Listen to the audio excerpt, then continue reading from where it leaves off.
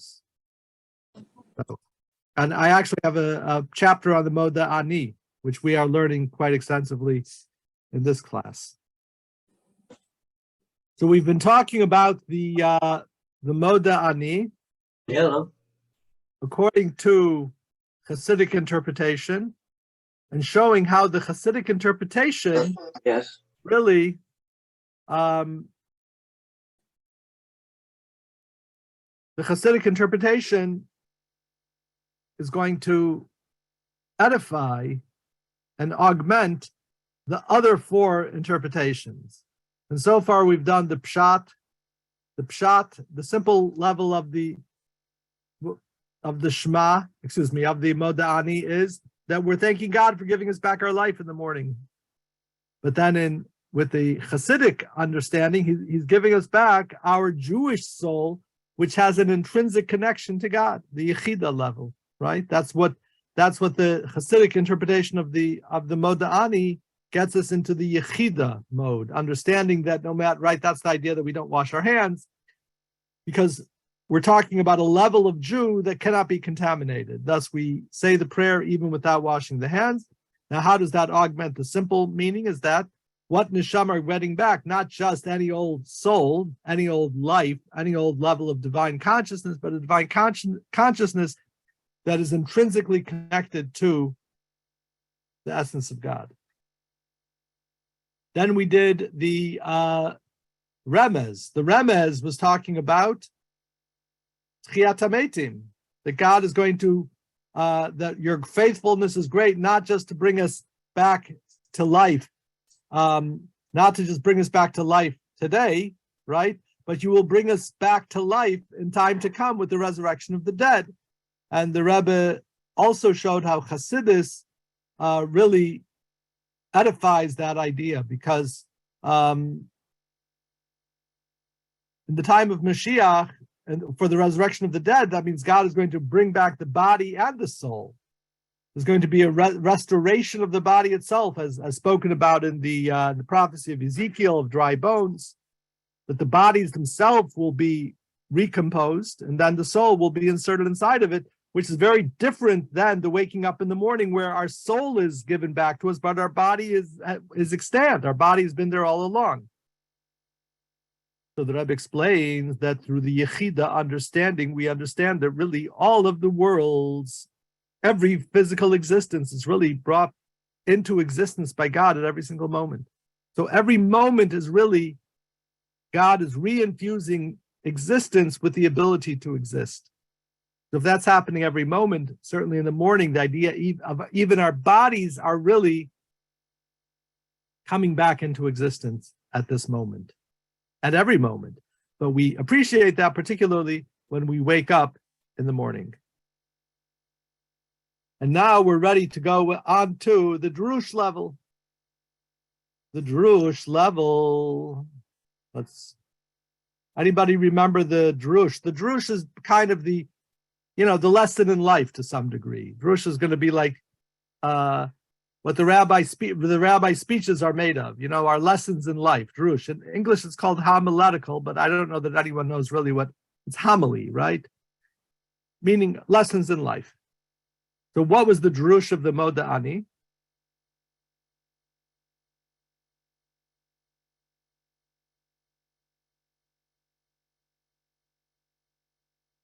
The Drush of the Moda Ani was that just as God gives us back our soul every morning, even if we're not deserving of it, maybe we owe something to him and it's unpaid. So in the same way, if we're holding on to a collateral for somebody, we're holding on for them. We're holding on to a collateral, in Hebrew, mashkon. And they need it, we should give it back to them. Even if they still owe us the money, we should still give it back to them. Just like God gives us back our soul every single morning. And it's also called a collateral. It's called a security. Deposit. We say, Biyadcha afkid ruchi. Before we go to sleep at night, we say, Biyadcha in your hands, afkid ruchi, I'm giving my soul as a security. Right? But God gives it back to us in the morning, even though we might still be owing. But we should act likewise with our fellow. And so now we are going on to page, let's see, what page are we on? This is page 12. Observance of the mitzvot for their own sake. Section 14 on the essence of Chassidus. So the manner in which Chassidus vitalizes and illuminates the level of Drush of Moda'ani may be seen through the following discussion.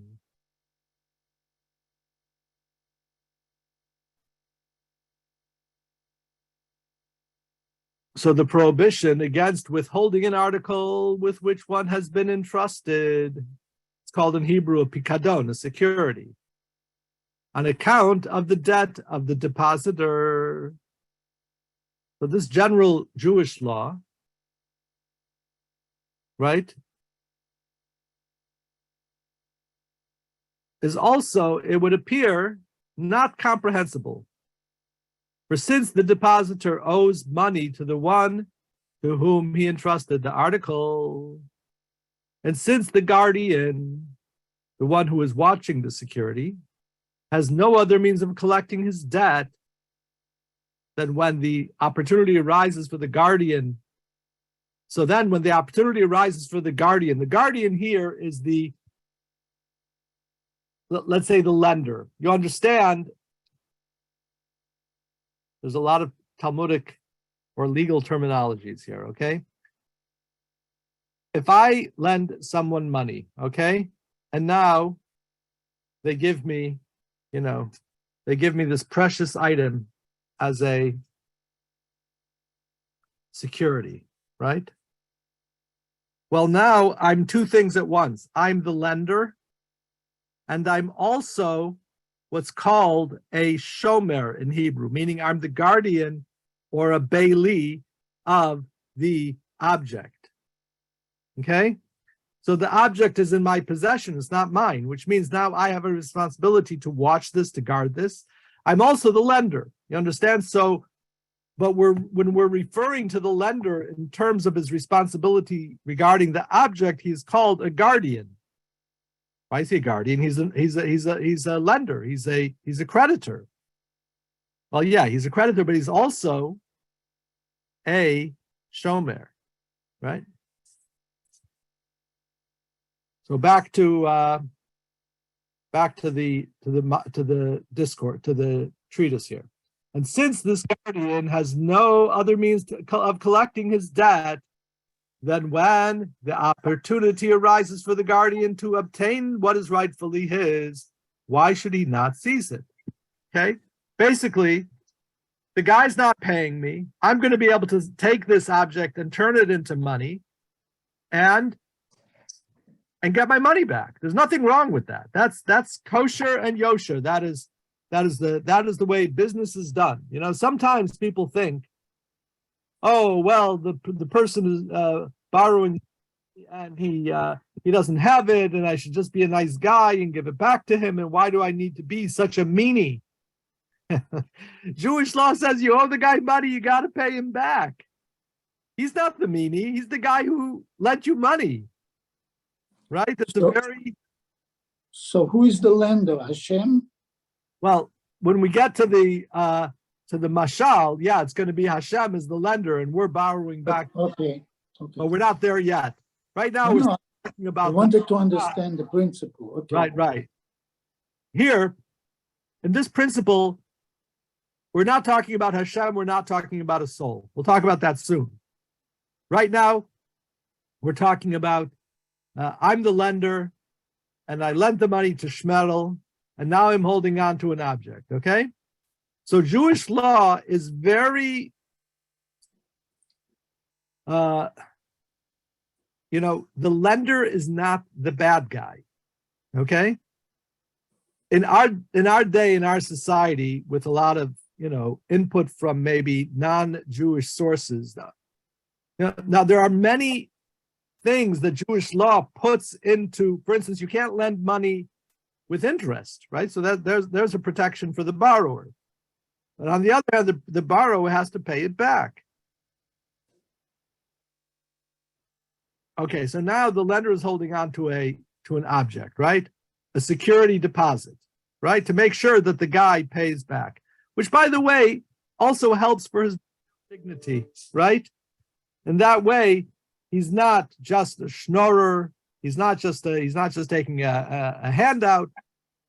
He's doing a business, right? A business negotiation. He's borrowed the money. He's given a security deposit, and he's going to. Okay.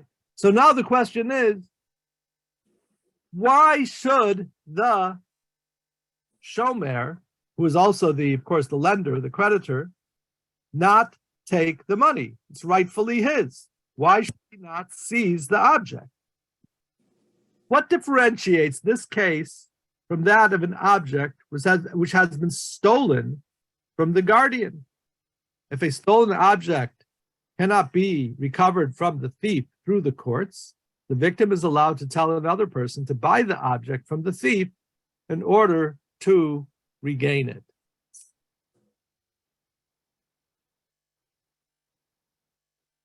Okay, so he really wants the object back, so he can go and ask somebody else to go and get it back. So he can do whatever is available for him to get his stuff back, he's allowed to do. And in this case, why can't he do whatever is necessary to get his money back?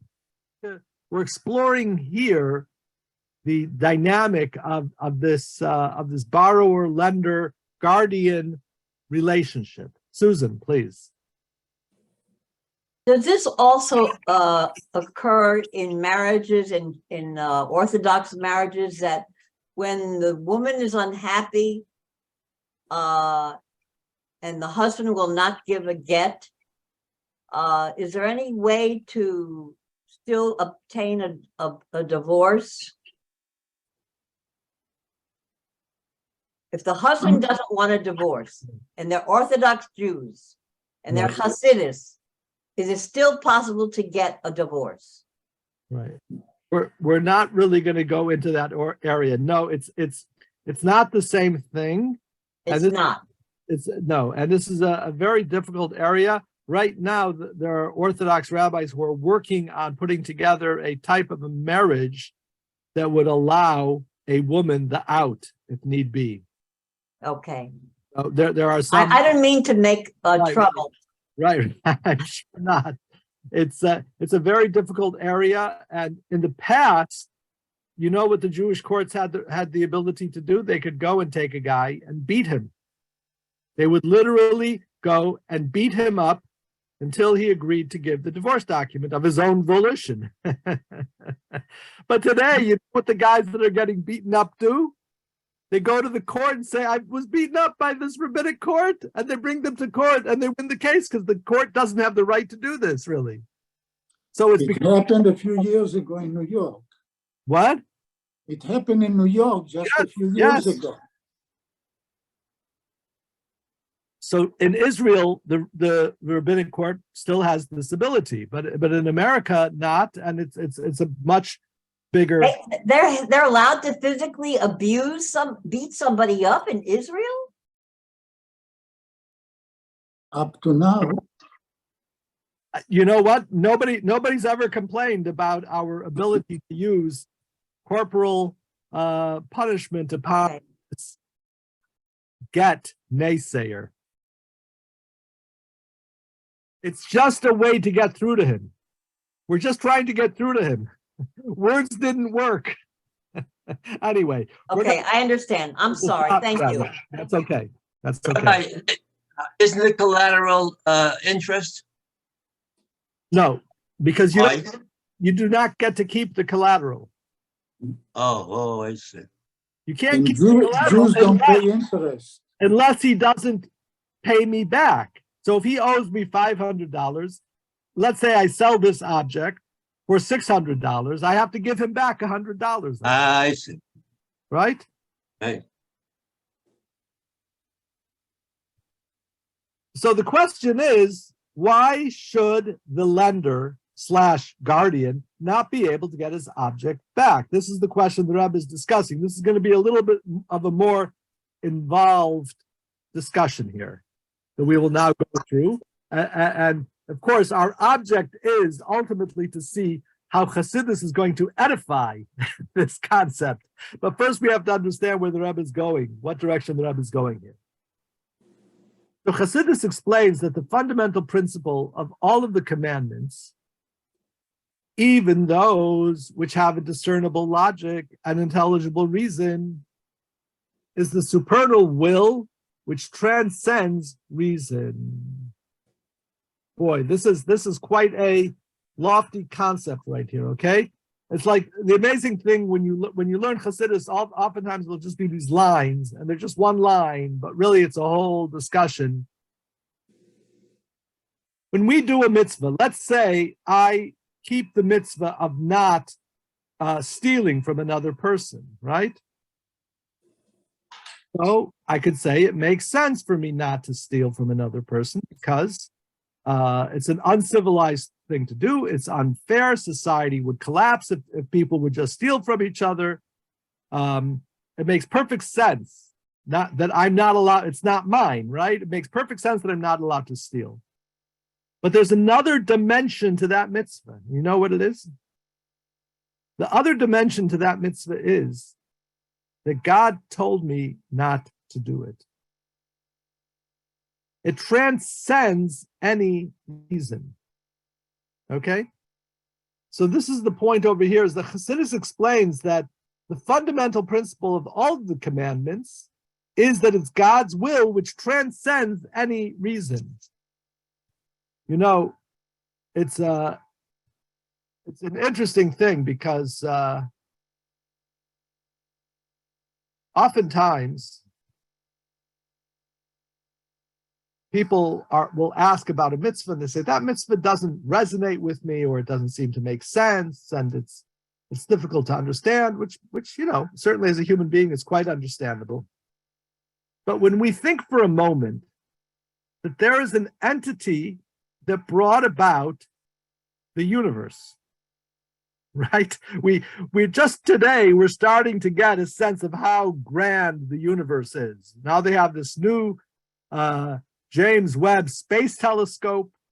Rabbi, how can you call God an entity? What would you like to call God? God. Okay.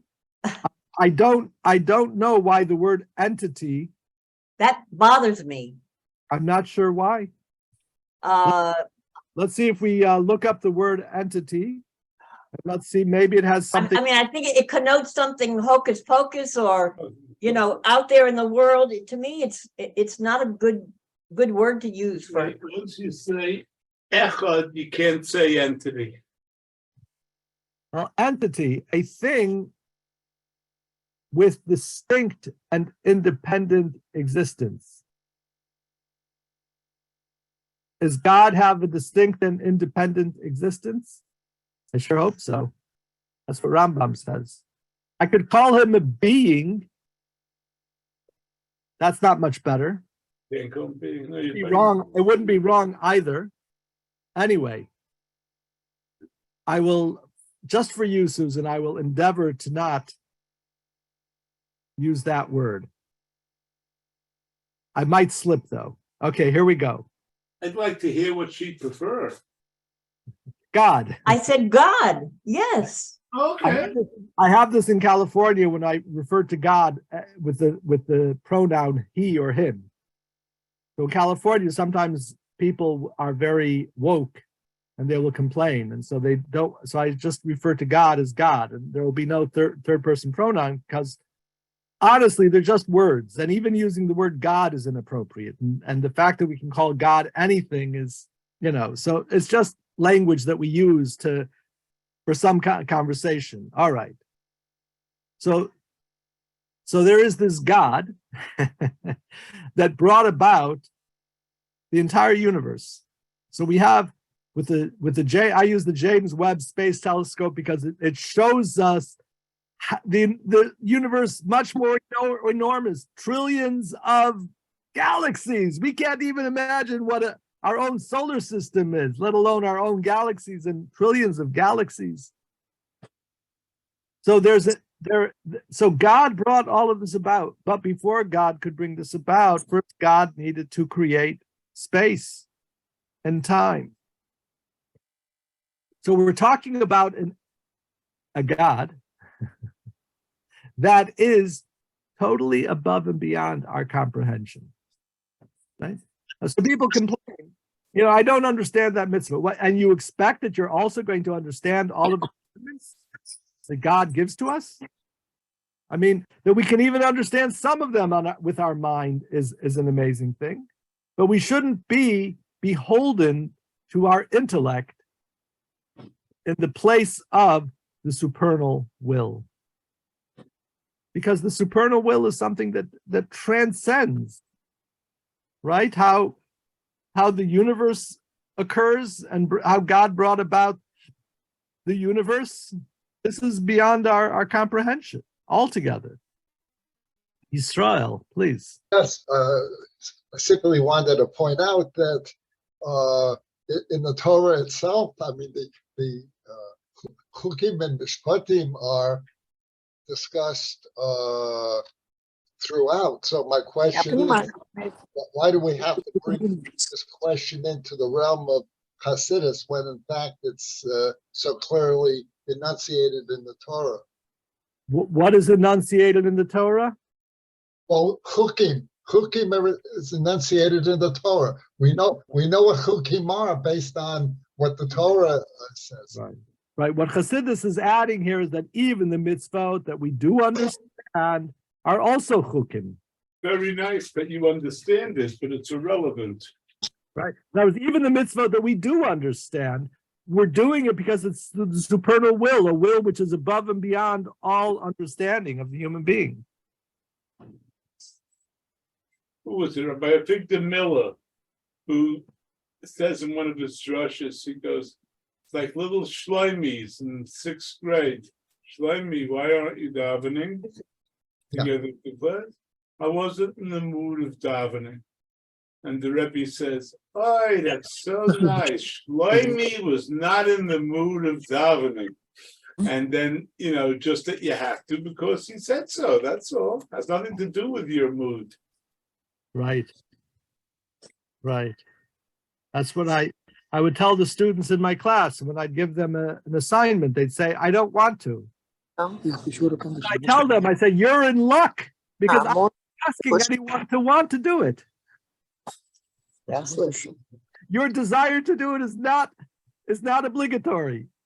You actually get a bigger schar. Right. All right. So Hasidus explains that the fundamental principle of the commandments, even those which have discernible logic and intelligible reason, which transcend reason, for the divine will. For the divine will, even that when it is embodied in reason, retain its own nature and abstractness. Therefore, even the rational commandments, which are called mishpatim, judgments or ordinances, must be fulfilled primarily because they are the will of the Creator in the manner of Kabbalat Ol, acceptance of the yoke. That is, in the same manner in which the commandments called chukim are fulfilled. Nevertheless, it should be clear that those commandments which do contain a discernible reason, inasmuch as the supernal will within them has enclosed itself in reason, that's why the Torah itself calls them by the name Mishpatim, they must be fulfilled for the sake of their intellectual reason as well. We're not going to get into this right now, but let's take a look at the direction the Rebbe is going here. Now, since the essence of all the commandments is God's will, and He and His will are one, therefore, just as it is impossible to say that God exists for the sake of some other purpose, God forbid, Similarly, his commandments do not exist for the sake of any other purpose. Their sole end and purpose is themselves. Meaning, on this level of understanding, Chassidus, the Chassidic concept here is that if something is an extension of God's will, just as God himself exists, period, he doesn't exist because God doesn't exist in order that he could bring about a world, and he doesn't exist because something else said so, God forbid. We're talking about something that's called an absolute existence. It exists because it exists. In a similar way, the Rebbe explains, this also applies to mitzvot, which emerge from his will. They also exist because they exist. As we say in Yiddish, azoi. Azoi. Azoi means like this, or in Hebrew, kacha. That's the way it is. That's the way it is. Like it, you don't like it, you're in the mood, you're not in the mood, you believe it, you don't believe it. It doesn't change the mitzvah one iota. It's essential. In reference to our subject, now getting back to our lender, borrower, the commandment to return an article for safekeeping. The goal of the commandment is not only for the benefit of the depositor, that his article should be freely and completely returned to him, but the act of restoration itself is the end and purpose. Let's see that again. The goal of the commandment is not only for the benefit of the depositor, right, meaning the borrower, that his article should be freely and completely returned to him, but the act of restoration itself is the end and purpose. Therefore, even though the depositor owes money to the guardian and does not repay him this debt, there are still no grounds for maintaining that the guardian should withhold the object with which he has been entrusted because he is obligated in the mitzvah of restoration.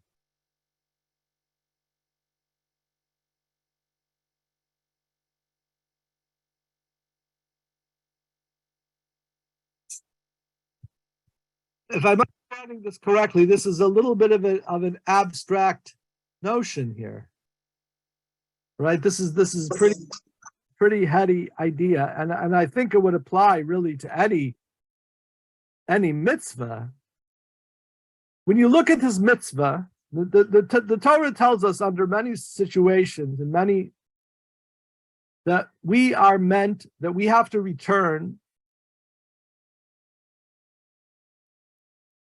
We have to return the object to the borrower. Okay? In other words, the Torah itself tells us under certain circumstances.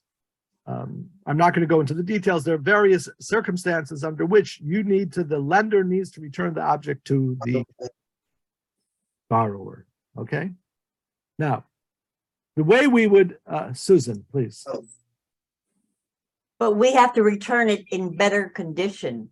We have to do better. It has to be, when we do a mitzvah, we have to do it totally with our heart, and the restoration has to be pure.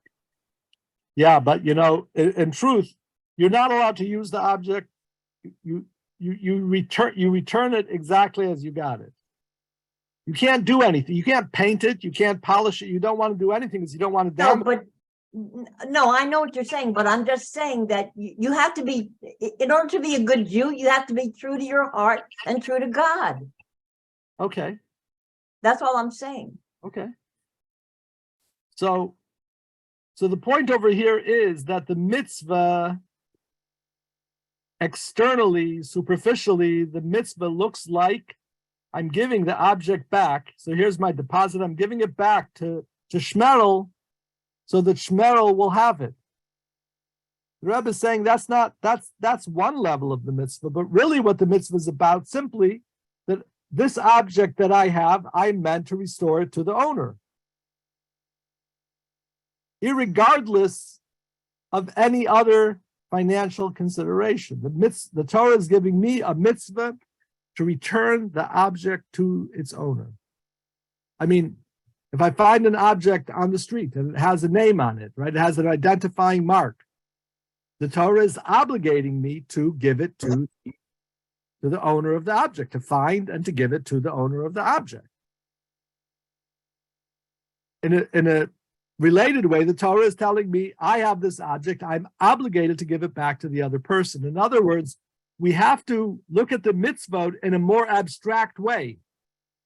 When you're looking at the mitzvah as merely quid pro quo, and I lent him money, and he owes me the money, and now I have the object, and now I'm looking at the rationale of the mitzvah. It doesn't make a lot of sense that I should return the security. You know why it's called a security?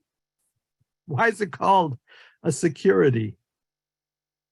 Because it secures the money that I want to get back, right? So notwithstanding that point, the Torah says, no, forget about any rationale or reason of the mitzvah. The point of the mitzvah is that I should restore the article. So again, therefore, even though the depositor owes money to the guardian and does not repay him this debt, there are still no grounds for maintaining that the guardian should withhold the object with which he has been entrusted, because he is obligated in the mitzvah of restoration. The only question then is, why take a deposit in the first place? That's discussed in the Talmudic commentator. Again. So here the Rebbe explains the true feeling and genuine recognition of this unembodied will of God. Unembodied means it's not embodied even in intellect or understanding, comes solely through Yechida, through this essential level of the soul. For since the ties of Naranach, Nefesh, Ruach, Neshama, Chaya, the four lower levels of the soul to their creator, are relative to and dependent upon their particular form, their comprehension of the supernal will is also limited to the extent that it's embodied in some form. As we've been saying all along, does Nefesh take a particular form? Yes. Ruach takes a particular form. Neshama takes a particular form. The world of Neshama is the world of intellect and understanding. And if it makes no sense, right? If it defies logic, the world of Neshama cannot really process it. The world of Ruach is the world of emotion. And if it doesn't have some emotional value, the world of Ruach is going to be, the level of Ruach, of the soul, is going to be somewhat compromised. And Nefesh has to do with action. So they each have the form that they take on necessarily. It's very necessary. It's a very necessary part of what each of them are. Yechida retains its abstractness, its formlessness. And in that sense, it can relate to this idea of the mitzvah having no form whatsoever. It doesn't make sense. It doesn't seem to make sense. Doesn't bother Yechida, right? So the Yechida level of understanding here helps us comprehend the level of drush for the Moda'ani. Again, only the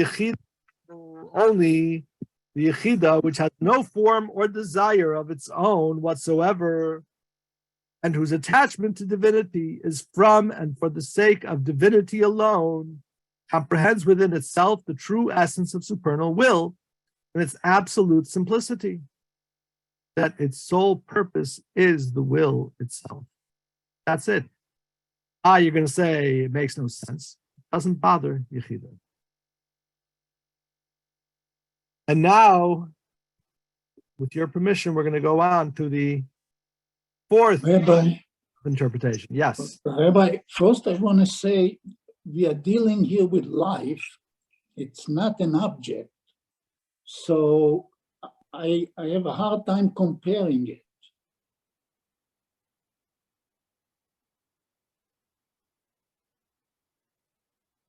It's a good question. You're saying seemingly Ein ha-mashal domeh le-nimshal, that the Right. comparing the idea of God giving us back our soul to the idea of giving back an object. Well, yeah, one is property, one is dinei nefashot, one is Right. person's life. It's a good question. It's a good question. On the level of I don't have a good answer, but I have a less satisfactory answer. Okay. On the level of drush, homily, you're going to be making comparisons to things that are not necessarily Just as an example. as an example. Yes. Okay. I mean, that's the level of drush. Okay. For instance, it says that if you embarrass a person publicly, it's like you threw them into a furnace of fire. Right? So on the level of drush, we have these kinds of extensions. Okay, maybe Yechida will explain it better. It didn't, because we're done. We're done. You'd hope so. That kind of helped with the remez level, right? With the remez level, we're talking about two different things. It brought the two together. But over here, I don't see how the Yechida answers that. Okay. Okay. So does anyone remember what the sod, the esoteric, the mystical explanation of the Moda'ani was? Melech v'kayam is referring to the spiritual level of Malchus, the way that it's attached to Yesod.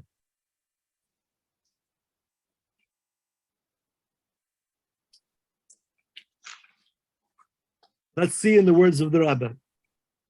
Section 15.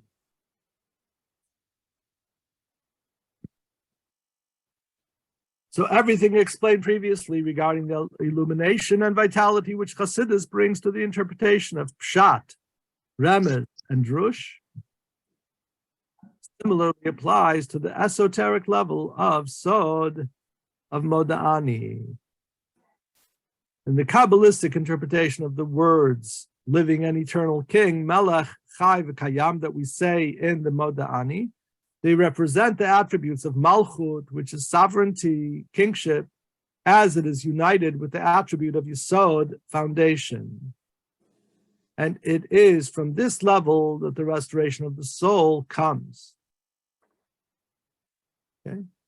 So basically, we're saying that God gives us back our soul, but what particular level is that coming from? So the Kabbalah tells us Malchut is the level where God really brings forth everything. But in the Moda'ani, what we're saying is that Malchut is connected to Yesod, which is its source above it. So Malchut, the way that it's connected to Yesod, is the place from which God is restoring our soul.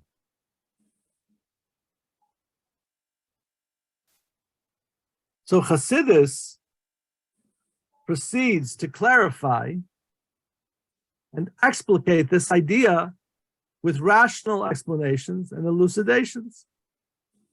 And this is true of all concepts of Chassidus. Their rationally comprehensible explanation comes solely through Chassidus, as discussed earlier in chapter 1.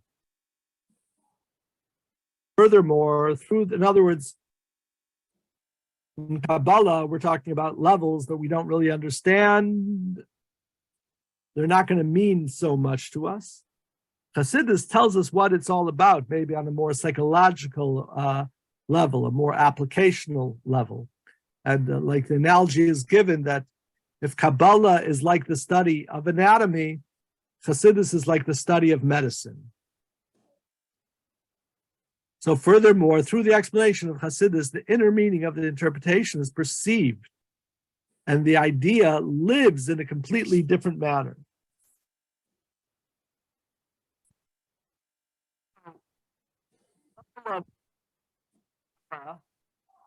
Basically, all I'm doing is I'm giving an address. I'm saying, oh, it's coming from this level, from that level.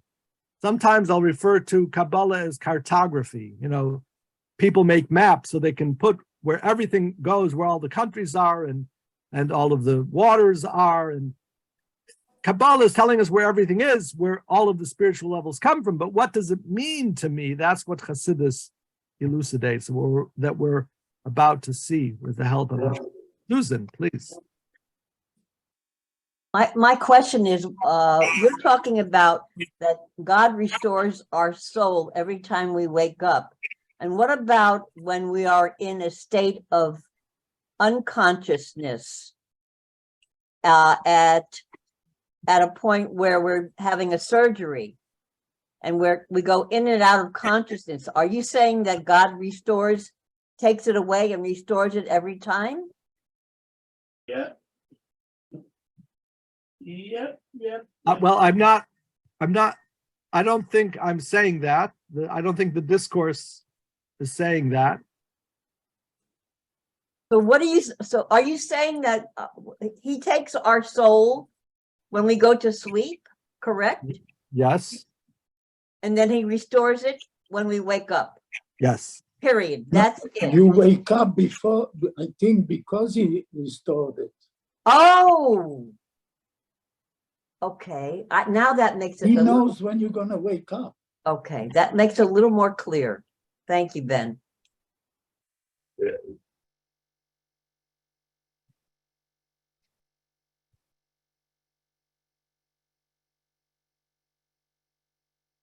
So now Chassidus accomplishes this clarification of Kabbalah, of the Kabbalistic interpretation, by explaining that the attribute of Malchut is a level of divinity which is related to the world.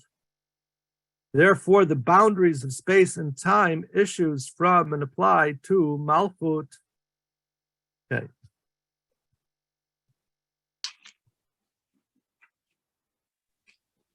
Let's see if I can give some clarity here.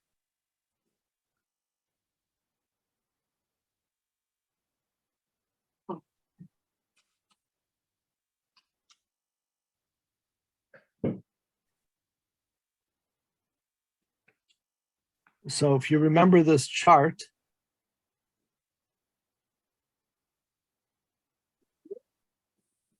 so every world has in it the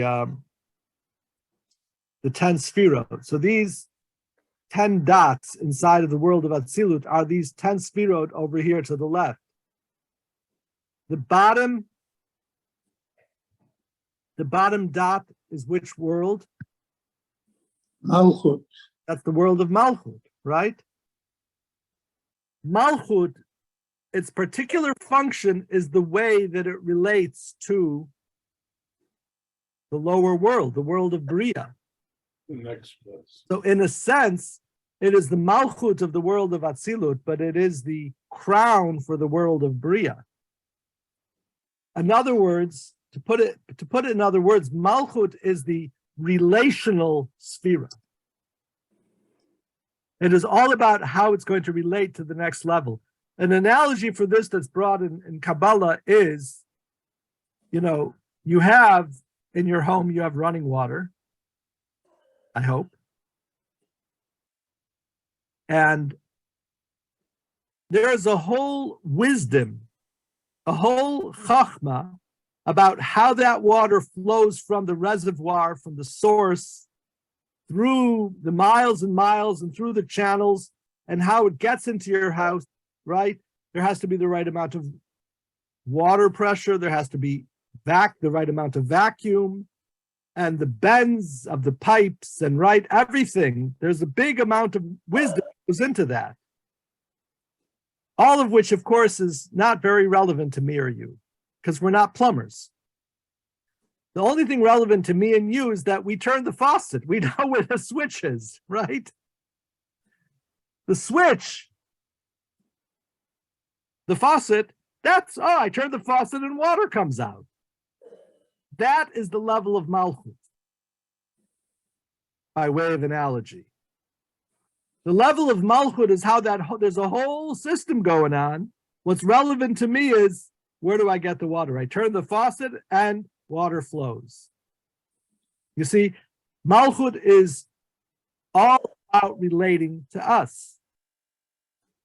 So I can't go into the pipes under the house, in the street, and go and get my water from there. It would make a big mess and create tremendous problems.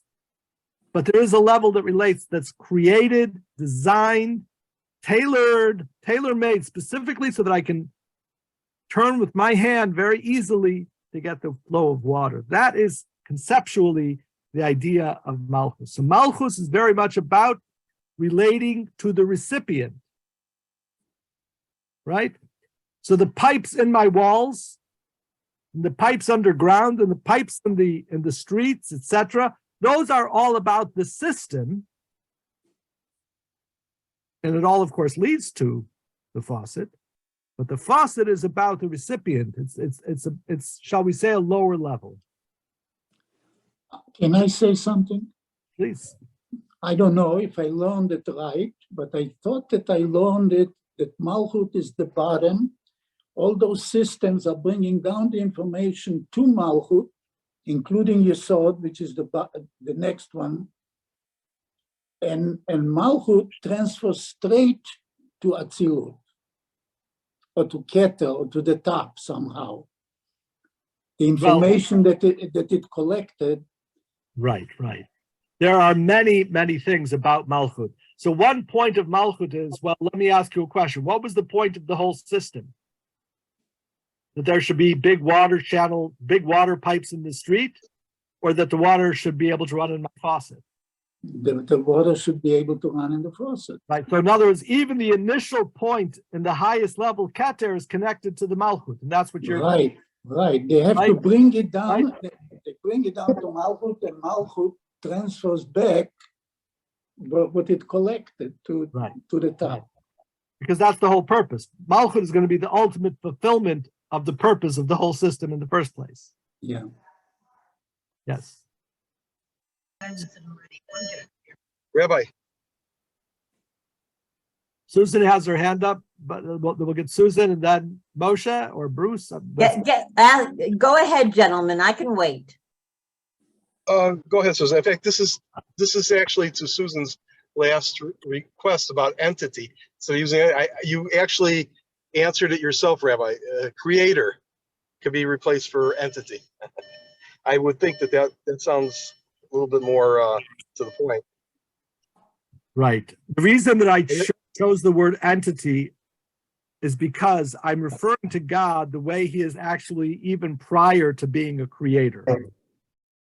And that's why even the name God is only a relational title. And that's why I was looking for a way of relating to God, that he doesn't have a title, he doesn't have a handle, a way to relate to us at all, a way that he's above and beyond that.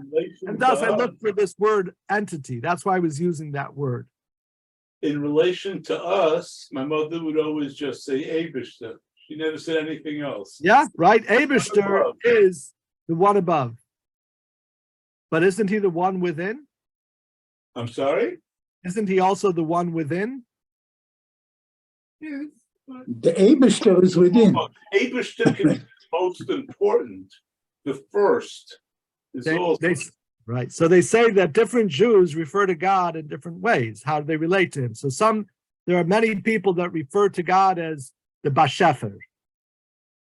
The Bashefer means the creator. It's the Yiddish word for the creator. Because they're relating to God, because God brought all of this about. Some Jews refer to God as Ribono Shel Olam, the Ribono Shel Olam. the master of the universe. Because they're looking at the way that God controls, right? And is the master of everything that happens.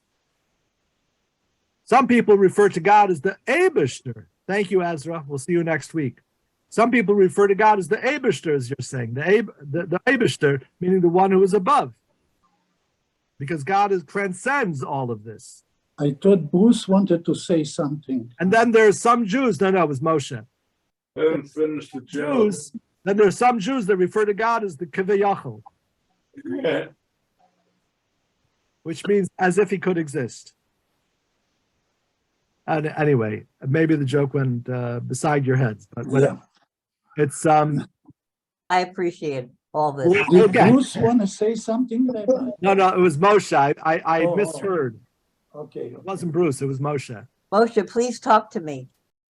We will continue with this explanation of Moda'ani according to the esoteric, God willing, next week. So thank you all for joining.